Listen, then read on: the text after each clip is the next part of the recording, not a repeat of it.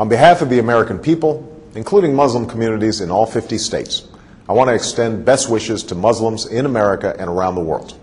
Ramadan Kareem. Ramadan is the month in which Muslims believe the Quran was revealed to the Prophet Muhammad, beginning with a simple word, Iqra. It is therefore a time when Muslims reflect upon the wisdom and guidance that comes with faith, and the responsibility that human beings have to one another and to God.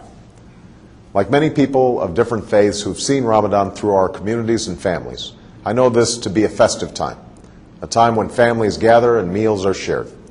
But I also know that Ramadan is a time of intense devotion and reflection, a time when Muslims fast during the day and perform Taraweeh prayers at night, reciting and listening to the entire Quran over the course of the month. These rituals remind us of the principles that we hold in common, and Islam's role in advancing justice, progress, tolerance, and the dignity of all human beings. For instance, fasting is a concept shared by many faiths, including my own Christian faith, as a way to bring people closer to God, and to those among us who cannot take their next meal for granted. And the support that Muslims provide to others recalls our responsibility to advance opportunity and prosperity for people everywhere.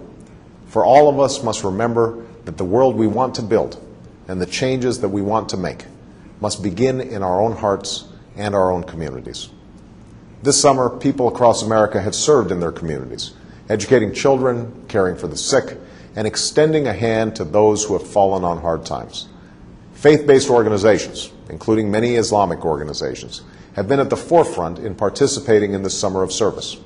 And in these challenging times, this is a spirit of responsibility that we must sustain in the months and years to come.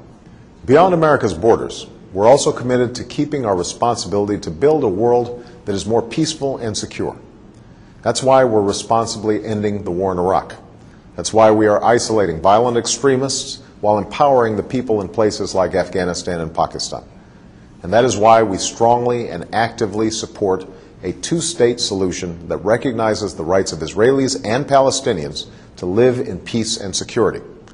That's also why America will always stand for the universal rights of all people to speak their mind, practice their religion, contribute fully to their society, and to have confidence in the rule of law.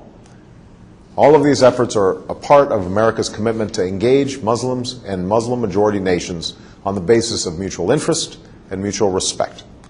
And at this time of renewal, I want to reiterate my commitment to a new beginning between America and Muslims around the world. As I said in Cairo, this new beginning must be borne out in a sustained effort to listen to each other, to learn from each other, to respect one another, and to seek common ground. I believe an important part of this is listening. And in the last 2 months, American embassies around the world have reached out not just to governments, but directly to people in Muslim-majority countries. And from around the world, we have received an outpouring of feedback about how America can be a partner on behalf of people's aspirations. We have listened.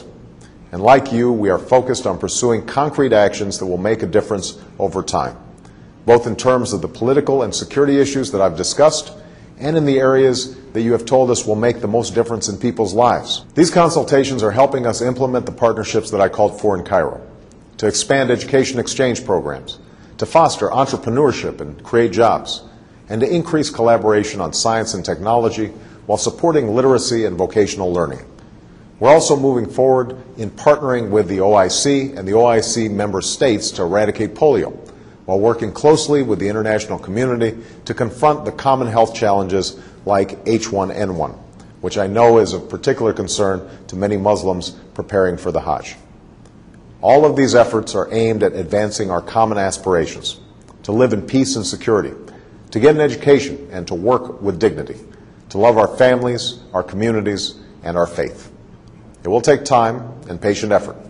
We cannot change things overnight, but we can honestly resolve to do what must be done while setting off in a new direction toward the destination that we seek for ourselves and for our children. That is the journey that we must travel together. I look forward to continuing this critically important dialogue and turning it into action. And today, I want to wish Muslims across America and around the world a blessed month as you welcome the beginning of Ramadan. May God's peace be upon you.